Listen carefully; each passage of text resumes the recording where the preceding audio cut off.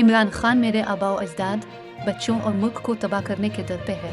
आसिफ जरदारी। साबिक सदर आसिफ अली जरदारी ने कहा है कि इमरान खान इदारों को बदनाम करने की हर हद को अबूर कर चुका है, अब मजीद बर्दाश्त नहीं किया जाएगा। अपने एक बयान में पीपल्स पार्टी के शरीक चेयरमैन आसिफ अली जरदारी ने कहा है कि इदारों को बदनाम करने की कोशिश ने इस शख्स का हकीकी चेहरा बेनकाब कर दिया।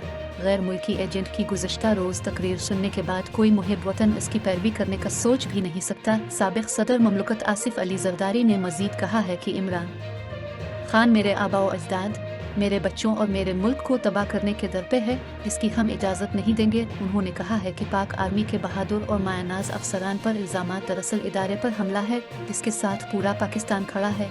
एक शख्स झूठ और धोखे से अपने मासूम कारकुनान को बेवकूफ़ बना रहा है।